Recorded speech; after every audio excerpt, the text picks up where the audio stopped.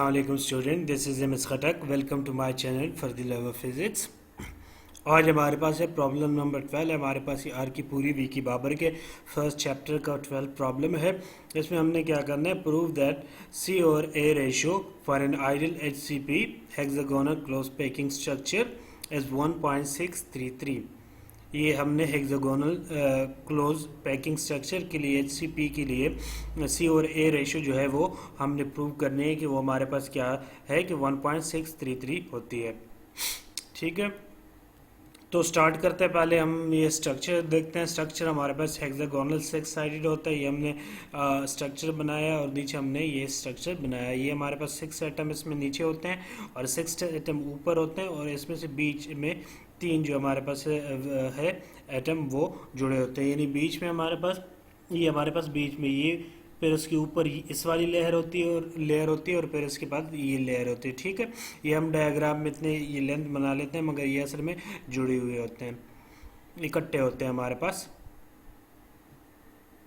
जैसे हमारे पास ये है ना, पहले हमारे पास ये 6 मैंने रफली बनाए, 6 नीचे वाले आइटम, फिर हमारे पास ये 3 ऊपर वाले और फिर इसके ऊपर फिर और 6 ये हमारे पास इकट्ठे होते हैं। ये 6 और आइटम आप इस तरह इसके ऊपर होते हैं, तो ये हमारे पास क्या होते हैं 3D स्ट्रक्चर में, ये एक दूसरे के ऊपर नीचे लेयर की फॉर्म में होते हैं। ठीक है, तो ये हमारे पास इसका स्ट्रक्चर इस तरह होता है। अब देखते हैं, इसको सॉल्व करते हैं। ये जो हमारे पास होता है प्लेन, ये सिमेट्रिक प्लेन होता है। ठीक है, इसको हमने क्या कहा है, सी प्लेन का है और ये हमारे पास क्या है, एक्स और वाई एक्सिस है। ये हमारे पास वाई है और ये हमारे पास एक्स एक्सिस है।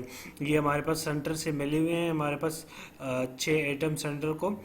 और इसमें हमारे पास क्या होता है, ये जो हमारे पास ए और बी के दरमियान एंगल होता है, ये हमारे पास ए का कंपोनेंट हमने कहा है, इसको हमने बी कहा है।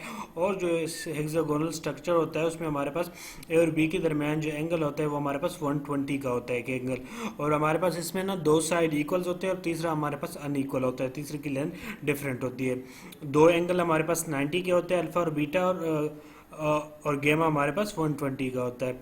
अब अगर हम इस स्ट्रक्चर को क्लोजली देखें तो इसको हम अगर यहाँ निकाल के देख लें तो ये हमारे पास क्या होता है, इस तरह का स्ट्रक्चर बनता है। ठीक है, 1 2 3 ये हमारे पास एटम और फिर उसके बरक्स उस साइड पे हमारे पास और।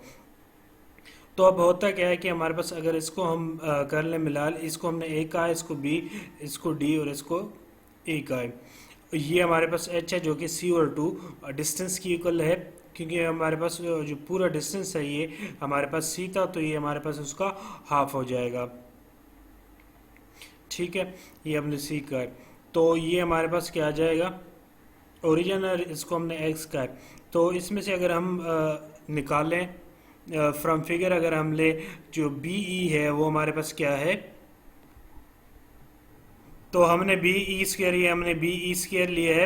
ये असल में हमने देखो, ये अगर ये हमने यहाँ लिखा है तो सेंटर एटम से इस सेंटर एटम से उस सेंटर एटम तक, ये जो सेंटर एटम तक है उस तक हमने ये ड्रा किया, यहाँ से यहाँ तक, और ये हमारे पास ये वाला सेंटर एटम है।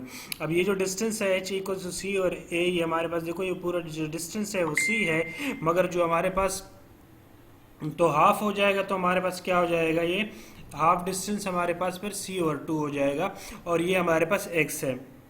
ठीक है, तो हमने फिर ये एक्स फाइंड करना होगा।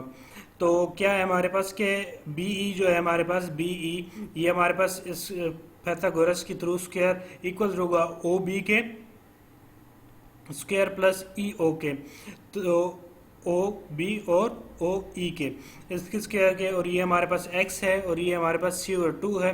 अब ये इसको हम इक्वेशन नंबर 1 कह देते हैं। अब हमने आगे फाइंड करना है क्या, ये हम फिगर लेते हैं, ये हमने कौन सा ए डी है, ये हमारे पास ये वाला हमने लिया ए डी और बी, ये वाला ए डी और बी ये हमने लिया है। ये इनमें से कोई भी आप, ये असल में ये हमारे पास जो बॉटम में आप साइड पे होते हैं ये हमारे पास जो बनते हैं ये सेंट्रल एटम के साथ, साइड वाले एटम के साथ ये इक्विलेटरल ट्रायंगल हमारे पास बनते हैं। तो ये हमने जो यहाँ हमने लिए, यहाँ भी वही बन रहा है हमारे पास। तो हमने ए डी बी इसको हमने अलग कर दिया, ये एंगल ले लिए और इनके जो है कॉर्नर, उनसे हमने परपेंडिकुलर ड्रा किया ये, और दूसरे इससे हमने परपेंडिकुलर ड्रा किया ये। अब इनका जो डिस्टेंस है ये एज डिस्टेंस है ये हमारे पास ए है।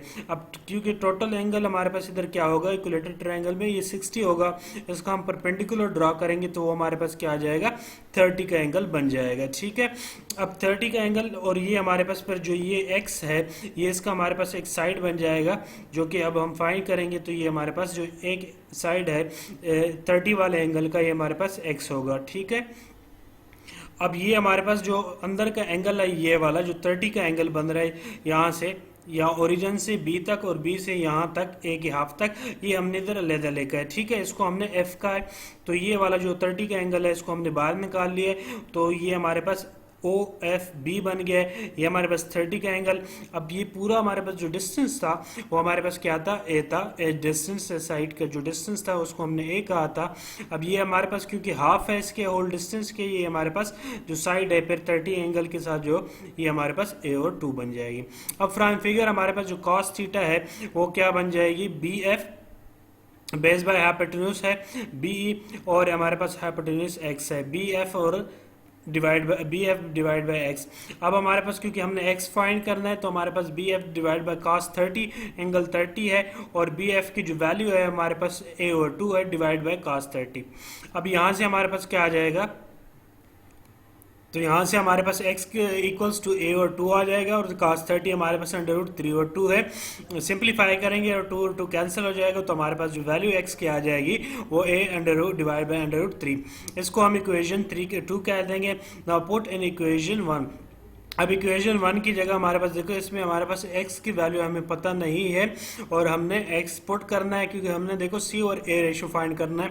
अब c भी आ गया हमारे पास पहले इस इक्वेशन में, और a हमारे पास x की वैल्यू अननोन है। तो यहाँ से हमने x इक्विलेटरल ट्रायंगल लिया, इक्विलेटरल ट्रायंगल को हाफ में हमने परपेंडिकुलर ड्रा किया है कॉर्नर से, तो हमारे पास 30 का एंगल आ गया। परपेंडिकुलर हमने क्यों ड्रा किया, क्योंकि हमारे पास देखो ये इक्विलेटरल ट्रायंगल का हमारे पास जो x है वो हाफ की बनता है, पूरा x डिस्टेंस नहीं बनता, तो हमें हाफ चाहिए, तो इसके लिए हम परपेंडिकुलर ड्रा करेंगे ताकि हमारे पास जो x का डिस्टेंस है एंगल हमारे पास हाफ बच जाएगा, और हम x का डिस्टेंस हम आराम से इजीली निकाल लेंगे। तो हमने यहाँ ये पुट किया। अब हम इक्वेशन 1 में हम पुट करेंगे इसको, तो हमने यहाँ पुट की है इक्वेशन 1 की वैल्यू, इक्वेशन 1 में हमने पुट किया, तो हमारे पास A square equals to A divide by under root 3 का स्क्वायर, एक्स की वैल्यू हमने पुट किया प्लस सी और ए स्क्वायर। अब हमने जस्ट सिंप्लीफाई करना है इसको, तो ए स्क्वायर हमारे पास क्या आ जाएगा, A square divide by 3 plus C square divide by 4।